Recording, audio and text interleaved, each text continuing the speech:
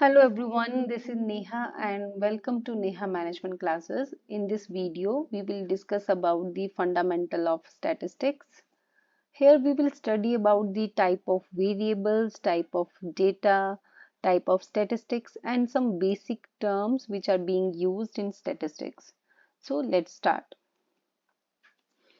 Before we proceed, we should be aware about the term statistics and what's its role in our daily life and why we need to study statistics. Um, if we start with our daily life, there are so many things where we use the stats. Knowingly और unknowingly हम अपनी daily life में बहुत सारी decision making करते हैं which is based on the stats. For example, as a student, if you want to assess your performance, even then you are using stats.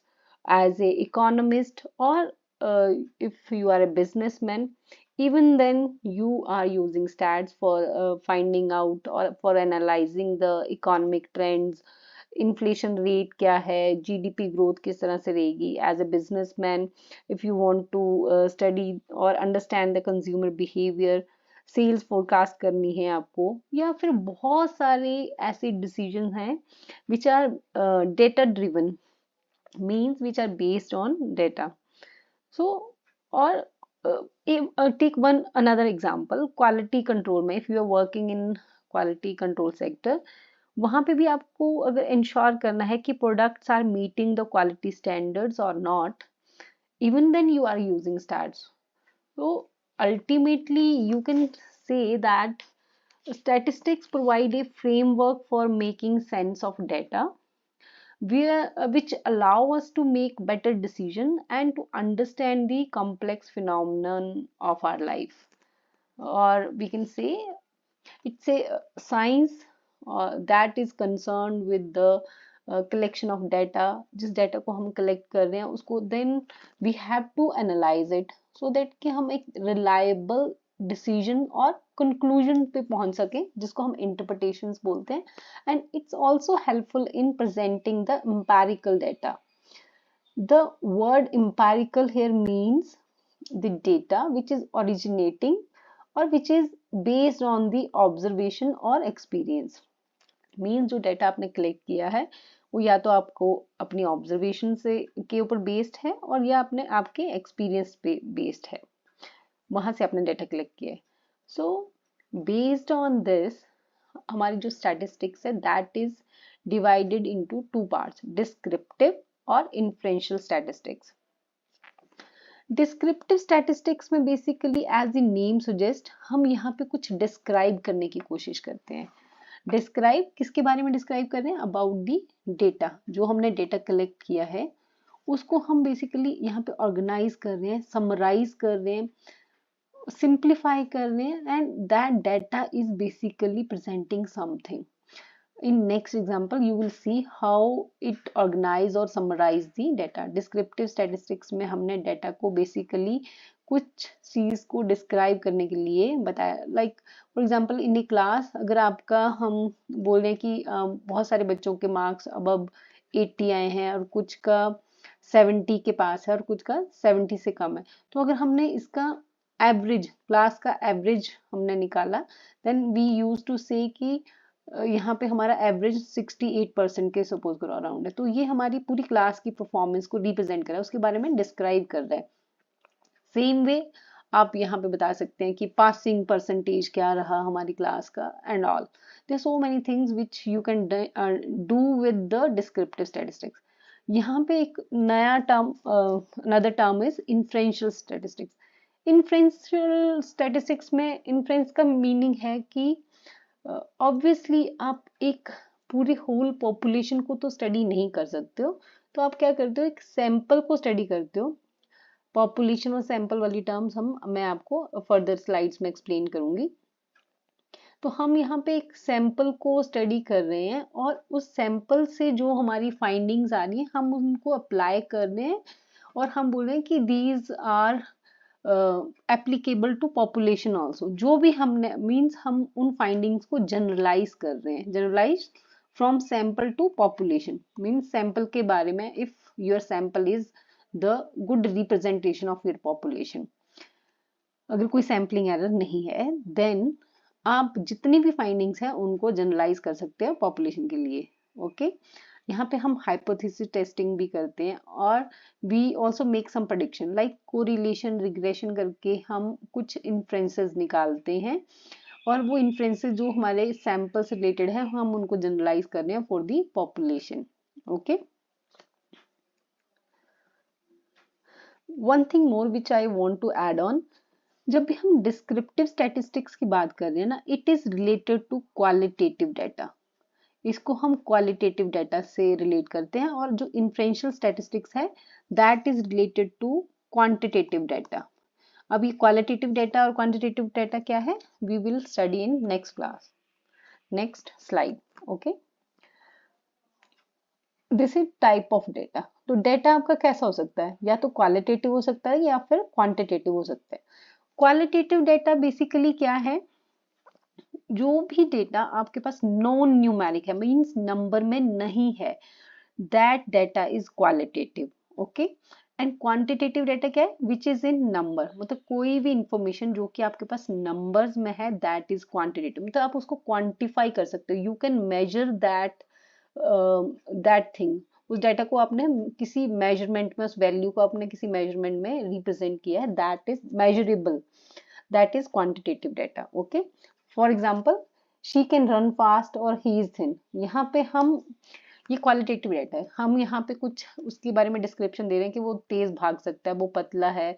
और qualitative data में आपके पास ऐसे भी हो सकता है कि यहाँ पे इस रूम में बहुत सारे मेल्स और फीमेल्स में से मेल ज्यादा बैठे हुए हैं और फीमेल्स का नंबर कम है, तो यहाँ पे मेल फीमेल में आपको डाटा मिल रहा है। यहाँ पे कोई वो आपको क्वांटिटी, क्वांटिटी मीन नंबर्स में हम चीज नहीं बता रहे हैं, बट यहाँ पे आप देखिए for example an octopus is an 8 legged creature, तो हमने कोई एक इंफॉर्मेशन दे रहे हैं विच इज इन नंबर की एक हमारे पास एक क्रिएचर है दैट इज 8 लेग्ड, तो यहाँ पे हम नंबर्स के साथ प्ले करते हैं। ओके, अगर हम इनकी टाइप्स देखें कि डाटा किस किस वे का हो सकता है, तो क्वालिटेटिव डाटा बेसिकली आपका नॉमिनल डाटा हो सकता है, ऑर्डिनल डाटा हो सकता है, बाइनरी डाटा हो सकता है। अब नॉमिनल डाटा क्या है, नॉमिनल का मीन्स की which is related two names, means कि हम यहाँ पे कोई ग्रुप या कोई डाटा है उसको नेम्स असाइन कर रहे हैं और उस फॉर्म में उसको रिप्रेजेंट कर रहे हैं। जैसे मैंने आपको लास्ट एग्जांपल लिया, suppose there is one room, यहाँ पे आपके पास बहुत सारे लोग बैठे हुए हैं और हमने उनको रिप्रेजेंट करना है कि कौन मेल है फीमेल है, तो हम एफ, जब भी कोई मेल आगे आएगा या फीमेल आ गया आएगा तो हम उनको रिप्रेजेंट करेंगे कि मेल ने ये काम एम से, मतलब लाइन नहीं सपोज करो कि लाइन के लिए इंडिकेशन रखनी है, यहाँ पे मेल बैठे यहाँ फीमेल बैठे, तो एम और एफ से आपने उसको रिप्रेजेंट कर दिया, मीन्स आप नेम से उनको रिप्रेजेंट कर रहे हो। ओके, सिर्फ मेल फीमेल ही क्यों, कोई भी नेम इंडिकेट कर दो, लाइक इन ऑर्गेनाइजेशन हम बोलते हैं कि ये हायर लेवल के हमारे ऑफिसर्स हैं, ये लोअर लेवल के ऑफिसर्स हैं, सोसाइटी में भी ऐसे होता है लोअर क्लास अपर क्लास, तो यहाँ पे हम एक नेम से उनको डाटा को रिप्रेजेंट करते हैं, ग्रुप ऑफ डाटा को हम ग्रुप्स को या फिर हम डाटा को रिप्रेजेंट करते हैं विद नेम। ऑर्डिनल डाटा में क्या है कि आप उनको किसी रैंक या ऑर्डर में रिप्रेजेंट कर रहे हो, लाइक ऑर्गेनाइजेशन की बात कर लेते हैं हम, है ना, तो यहाँ पे हमने हायरार्की बनाई होती है कि टॉप लेवल की मैनेजमेंट है, मिडिल लेवल मैनेजमेंट है, लोअर लेवल मैनेजमेंट है, तो ये एक top level, middle level, sorry it's L, middle level और लोअर लेवल मैनेजमेंट। तो यहाँ पे आपने ऑर्डर में किसी डेटा को डिफाइन किया, अगर हम इनके बारे में टॉप लेवल के मैनेजमेंट के बारे में कुछ करेक्टरिस्टिक्स उनके एक्सप्लेन कर रहे हैं, तो हम वो आपके ऑर्डर में, मीन्स कि आपने वहां पे टॉप लेवल वालों को ऊपर किया है, मिडिल वालों को नीचे, और ऐसे किसी भी डाटा को रिप्रेजेंट कर रहे हैं आप ऑर्डर में, रैंक में। ओके, बाइनरी में हम क्या कर रहे हैं कि आपका बाई का मीन्स की टू, बाइनरी मीन्स की आपका डाटा जो रिप्रेजेंट हो रहा है वो दो ही टर्म्स में हो रहा है, कोई भी हो सकती है, जैसे मेल फीमेल की बात की मैंने, और अगर हम इस कैटेगरी में जेंडर्स वो ट्रांसजेंडर्स को भी ऐड कर देते हैं तो एक थर्ड कैटेगरी बन जाती है, तो हम इसको बाइनरी डाटा नहीं बोलेंगे। बट अगर हम सिर्फ मेल और फीमेल ही हैं, तो अगर इन्हीं दो टर्म्स में हम उसको रिप्रेजेंट कर रहे हैं, ग्रुप ग्रुप ऑफ पर्सन को या ग्रुप्स को, तो वो बाइनरी डाटा भी कहला सकता है। ठीक है। और इसी तरह से अगर सपोज करो आपने कहीं से रिस्पॉन्सेज लिए हैं किसी चीज़ के लिए, कि आपको कोई चीज़ पसंद है, तो उसमें येस और नो में ही रिस्पॉन्सेज आएंगे, तो वो आपका बाइनरी डाटा हो गया। इसके बाद कोई थर्ड कोई रिस्पॉन्स ही नहीं हमने रखा है। ठीक है। सेम वे अगर आपका कोई ऐसा रिस्पॉन्स है जो सिर्फ दो ही टर्म्स में हो रहा है, 1 और 0 में, जिसको आप रिप्रेजेंट कर रहे हो, तो that is binary data. Otherwise इसको, अगर ये मोर देन 2 हो जाते तो हम इसको नॉमिनल डाटा बोल देते हैं। Okay. Now types of quantitative data. Quantitative में आपका आता है discrete data and then continuous data. जब भी हम किसी चीज को एक फिक्स्ड वैल्यू असाइन कर सकते हैं which it can be counted, और उसको हम काउंट भी कर सकते हैं, that is discrete data. Suppose करो कि एज एज वाइज हम बोल रहे हैं कि यहाँ पे किसी पर्सन की एज 45 है, किसी की 42 है, किसी की 40 है, तो हम यहाँ पे एक पर्टिकुलर नंबर असाइन कर पा रहे हैं उनको, तो दैट इज डिस्क्रीट डाटा। जब आपने एक पर्टिकुलर नंबर वैल्यू असाइन कर दी किसी चीज को, that is discrete data. But जब आप किसी डाटा को वैल्यू, वहां पे आपने उसको रेंज में, आपने कोई वैल्यू फिक्स नहीं किया, आपने एक रेंज ऑफ डाटा रख दिया। सपोज हम यहाँ पे बोल रहे हैं कि इस ग्रुप में 0 to 5 ईयर्स वाले पर्सन बैठ रहे हैं, तो वहां पे कितने लोगों की फ्रीक्वेंसी, मतलब कितने लोग इस कैटेगरी में आते हैं, तो वो वहां पे हमारे पास जो डाटा हो गया दैट इज कॉन्टिन्यूस डाटा। यहाँ पे आप किसी रेंज की बात कर रहे हैं। Okay. That is only difference. Otherwise अगर आपने उसको कोई पर्टिकुलर वैल्यू असाइन कर दिया, that is discrete data. So this is type of quantitative data. Okay, move to next slide. अब एक टर्म जो हम मल्टीपल टाइम्स यहाँ पे यूज कर रहे हैं, that is data. What does it mean? Data refers to a set of values जिनको हम मेजर करते हैं and that have been collected in some way through research. Okay. अब हम उस डेटा को बेसिकली, यहाँ पे हम डेटा की बात कर रहे हैं कि या तो हम उसको डिस्क्रिप्टिव वे में शो करेंगे, like in form of represent कर रहे हैं हम मीन मीडियन, उनको सेंट्रल टेंडेंसी की फॉर्म में उसको रिप्रेजेंट कर रहे हैं, या फिर हम उसको दिखा सकते हैं in terms of graph, table, charts. और ऐसा कर क्यों रहे हैं, हम उस डेटा को इस तरह से रिप्रेजेंट क्यों कर रहे हैं? क्योंकि it help us to make our understanding easy. हम इजीली अंडरस्टैंड कर सकें उस डेटा वो क्या बोलना चाह रहा है, ये हमारा टाइम बचाता है and it also make the comparison of data more efficient. For example, अगर आपके पास किसी शेयर की वैल्यू एक टेबल में पड़ी हुई है और वहां पे हर सेकंड हर मिनट पे उसकी वैल्यू वो बार बार वहां पे आपको रिप्रेजेंट कर रहा है, लाइक एक पेपर है उसके ऊपर आपको बता रहा है कि इतने टाइम पे 1:45 पे इसकी वैल्यू थी 23 रुपीज, 2 बजे इसकी वैल्यू है 24 रुपीज। तो हमें हर मिनट या सेकंड के बाद वो उसकी वैल्यू फ्लक्चुएट कर रही है। ठीक है। 3 बजे उसकी वैल्यू होगी 19 रुपए। अब आप इससे पता इसको देख के कुछ प्रेडिक्ट नहीं कर पा रहे, बट द सेम वे अगर सपोज करो कि हमने उस शेयर की वैल्यूज को स्टार्ट करी, मॉर्निंग में ओपनिंग में उसका अमाउंट ये था, उसके बाद वो इस तरह से फ्लक्चुएट कर रहा है, तो इस ग्राफ को देखकर आपको उसकी ओपनिंग वैल्यू इजीली दिख रही है कि 23 पे सपोज करो उसने ओपन किया है, और इतने बजे आपका सपोज करो इट्स 4 और 5, इसकी मैक्सिमम वैल्यू यहाँ पे गई थी आपकी अराउंड 70, और देन इसकी value highest, today's highest value is 90। तो आपने देखा कि अगर आपको from this line graph you can predict कि आपको अगर उसे आज के टाइम में सेल करना है, then you should sell it around 90, इतना हाईएस्ट इसका गया था। और अगर आपको इसको बाय करना था तो लोएस्ट वैल्यू कब आ रही थी, या तो आप मॉर्निंग में करते, अदरवाइज अभी भी आप इसको बाय करना चाहते हो तो यहाँ पे देखिए इसका लोएस्ट वैल्यू इट्स अराउंड 23, तो आपको अभी इस टाइम पे इसको शेयर को बाय कर लेना चाहिए। So this is how we make our decision, and this is how these graphs, tables, or the representation of data help us to make our decisions more easy. ये यहाँ पे इस स्लाइड में मैंने आपको शो किया है कि किस तरह से ये ग्राफ आपके डाटा को रिप्रेजेंट करते हैं और कितना इजी होता है यहाँ से हमें पता करना कि लाइक आपको कोई भी डिसीजन करना है तो यहाँ पे सपोज करो कि हमें अगर यहाँ पे सी की सेल्स ही दिखा रहा है, सपोज करो इस बार चार्ट में, तो यहाँ पे आपको पता है कि हाईएस्ट सेल्स किसकी है।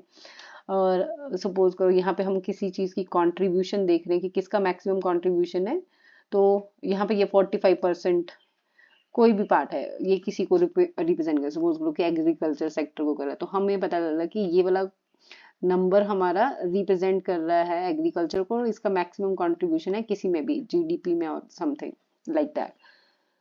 अब ये भी डिपेंड करता है कि आपको आपका जो आप डिसीजन मेकिंग जो आप करना चाह रहे हो दैट इज बेस्ड ऑन किसके ऊपर बेस्ड है, आप क्या चीज देखना चाहते हो उसी के ऊपर, और आपका जो डेटा है वो किस फॉर्म में है और आप उसको किस फॉर्म में रिप्रेजेंट करोगे, ये डिपेंड करता है कि आपको कंक्लूड क्या करना है, उससे फाइंड आउट क्या करना है, आप देखना क्या चाह रहे हो। तो उन्हीं चीजों के ऊपर, इन्हीं सारी बेसिक फंडामेंटल थिंग्स के ऊपर आपका बेस्ड होता है कि आपको कौन सा टेबल यूज करना है। अगर आपको किसी चीज की फ्रीक्वेंसी को देखना है कि इस सपोज करो कि किसकी फ्रीक्वेंसी ज्यादा है, तो आप फ्रीक्वेंसी टेबल यूज करोगे। लाइक शेयर मार्केट वाला मैंने आपको एग्जांपल दिया कि आप प्राइस का फ्लक्चुएशन देख रहे हो, है ना, तो आप इस तरह का ग्राफ और टेबल यूज करने वाले हो। This is how it depends कि हमारा मेन मोटिव और ऑब्जेक्टिव क्या है, कि आपको किस वे से डेटा रिप्रेजेंट करना है। Next thing is type of variables. अब वेरिएबल्स बेसिकली जो आपका डेटा है, डेटा में बेसिकली आप वेरिएबल्स को स्टडी कर रहे हो। वेरिएबल्स मीन्स कि anything which is varying with time, ठीक है। तो वो वेरिएबल आपके कार्डिनल भी हो सकते हैं, ऑर्डिनल भी हो सकते हैं, नॉमिनल भी हो सकते हैं। यहाँ पे जो कार्डिनल है that is related to quantitative, ये हमेशा याद रखना कि नंबर्स में बात कर रहा है तो ये क्वांटिटेटिव है हमारा, और ये दोनों क्वालिटेटिव डाटा से रिलेटेड है। Qualitative because non numeric form में है। तो कार्डिनल नंबर मीन्स कि anything which can be measured in number, for example income of a country और सैलरी ऑफ ए पर्सन और even age of a person, जहां पे आपने जिस चीज को मेजर कर लिया, कोई एक नंबर आपने उसको असाइन कर दिया, that is cardinal data, okay, और quantitative data. The same way अगर आपका डाटा ऑर्डर्स में या रैंक में है किसी में, तो हम उस डाटा को ऑर्डिनल डाटा बोलते हैं। रैंकिंग, जैसे यहाँ पे बोला है rank with respect of income, तो हम बोल रहे हैं कि हाई इनकम वाले लोग, यहाँ पे फर्स्ट कैटेगरी है जो हमारी हाई इनकम वाली है, सेकंड कैटेगरी में उससे मिडिल क्लास लोग हैं जिनकी इनकम, और लोअर क्लास में हमारे पास लो इनकम वाले लोग। तो यहाँ पे हमने रैंक कर दिया बेसिकली ऐसे, तो उसको हम ऑर्डिनल डेटा बोलते हैं। नॉमिनल में आपको like I explained in last slide कि नॉमिनल में हम नेम्स असाइन कर रहे हैं, एट्रीब्यूट बेस्ड हमारे पास डाटा रहता है। Like for example gender, in case of gender हम मेल फीमेल उनको नेम असाइन कर रहे हैं, और here the variable is composed of attribute, okay. मतलब हम उनको नंबर नहीं दे सकते, ऐसे तो नहीं कर सकते ना कि हम बोल दे कि मेल को 10 नंबर असाइन कर दो, फीमेल को 9 नंबर असाइन कर दो, ऐसा नहीं होता। हम, हाँ एक चीज है यहाँ पे कि हम नॉमिनल में रिप्रेजेंट करने के लिए, लाइक इन बाइनरी डाटा मैंने बोला ना कि सपोज करो कि 0 इज रिप्रेजेंटिंग मेल और 1 इज रिप्रेजेंटिंग फीमेल, तो यहाँ पे हम किसी चीज या फिर एक्स वाई जेड हम अल्फाबेट्स को यूज करते हैं किसी भी चीज को रिप्रेजेंट करने, तो इसका मतलब ये नहीं है कि अगर किसी को मैंने 1 नंबर असाइन किया है that is higher in rank और उसकी वैल्यू ज्यादा है ना।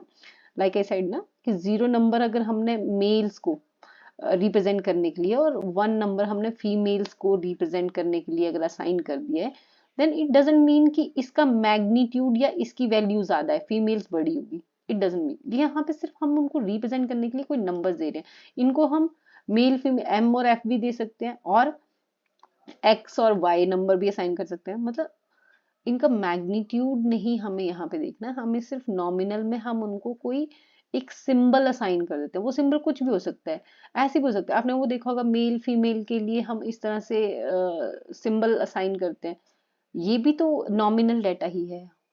Okay, next is basic term population और सैंपल। तो पॉपुलेशन क्या है? बेसिकली पॉपुलेशन में हम बात कर रहे हैं कि एक ग्रुप ऑफ पीपल जिसको आप स्टडी करना चाह रहे हो, ठीक है, दैट इज पॉपुलेशन। सपोज करो कि ये एचपी स्टेट है और एचपी स्टेट के आप इन लोगों को आप स्टडी करना चाहते हो, ठीक है, एचपी स्टेट की सारी जितनी भी पॉपुलेशन उसको आप स्टडी करना चाहते हो, तो दैट इज, ये group of people is population.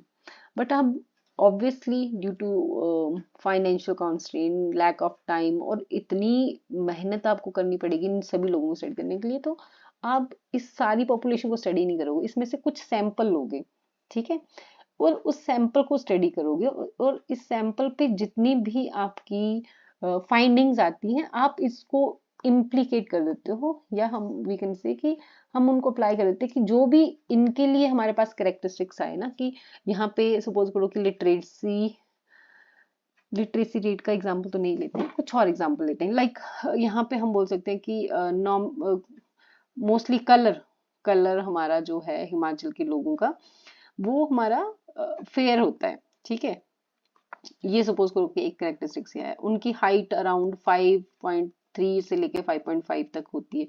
तो ऐसे जो भी हमारे पास यहाँ पे ये फाइंडिंग्स आई सैंपल के रिगार्डिंग, वो हम यहाँ पे सारे के सारे, अब जब भी हमें हिमाचल की पॉपुलेशन के बारे में एक्सप्लेन करना है तो हम ये सारी की सारी यहाँ पे अप्लाई कर देते हैं कि, बट यहाँ पे एक चीज बहुत मैटर करती है, दैट इज सैम्पलिंग एरर। अगर तुमने ये सैंपल जो चूज किया है ये बेस्ट रिप्रेजेंटेशन नहीं है इस पॉपुलेशन की, अगर सपोज करो कि आपने हर स्टेट में से सैंपल सेलेक्ट नहीं किया है हिमाचल के, और वो सैंपल सही से हिमाचल के लोगों को रिप्रेजेंट नहीं कर रहा है, तो आपकी जो भी ये फाइंडिंग्स आई होंगी ये यहाँ पे कोई एरर वो करेंगे, वो इन सब के लिए इन सब को ठीक से रिप्रेजेंट नहीं कर रही होंगी, ठीक है ना। तो that is the reason we say कि आपका जो सैंपल है वो आपकी पॉपुलेशन का बेस्ट रिप्रेजेंटेशन होना चाहिए। अच्छा, यहाँ पे और चीजें आती हैं दो तीन, that is parameter and statistics. Any quantity or anything which is describing the characteristics of population उसको हम पैरामीटर बोलते हैं, और जब हम कोई any data which is describing the characteristics of sample तो हम उसको statistics बोलते हैं, ठीक है, ये टर्म्स आपको याद रखनी पड़ेंगी। Next is measure of central tendency. Like I said कि डिस्क्रिप्टिव डाटा में हम डिस्क्राइब करते हैं समथिंग अबाउट द डेटा, तो वो जो डिस्क्रिप्टिव डाटा है ना वो मोस्टली हम सेंट्रल टेंडेंसी की फॉर्म में या फिर आपका मेजर ऑफ डिस्पर्जन की फॉर्म में हम उसको शो करते हैं, ठीक है, डिस्क्रिप्टिव डाटा को। तो सेंट्रल टेंडेंसी में हम क्या बात कर रहे हैं कि किसी भी चीज का मीन मीडियन मोड जब आप फाइंड आउट करो कि लाइक वी वर सेइंग कि क्लास का यहाँ पे एवरेज स्कोर इतना रहा, ठीक है, या फिर हम इसमें बोल रहे हैं कि इसमें मोस्टली स्टूडेंट जो है इनमें से मोस्टली गर्ल्स हैं हमारी क्लास में, तो ये सारी चीजें जो उसके बारे में हमें डाटा के बारे में इंफॉर्मेशन दे रहे हैं दैट इज डिस्क्रिप्शन, ठीक है। बट अगर हम इसी डिस्क्रिप्टिव डाटा से आगे कुछ एनालिसिस करने की, हम कोई कॉजेशन फाइंड आउट करने की कोशिश करते हैं, या लाइक हम कोई कोरिलेशन निकाल रहे हैं, या कोई उसी किसी इंडिपेंडेंट वेरिएबल का इम्पैक्ट यहाँ पे डिपेंडेंट वेरिएबल पे मेजर कर रहे हैं, तब ये आपका इन्फ्रेंशियल स्टैटिस्टिक्स में चेंज हो जाता है, ओके। और उसके लिए आप बहुत सारे स्टैटिस्टिकल टेस्ट भी यूज करते हैं।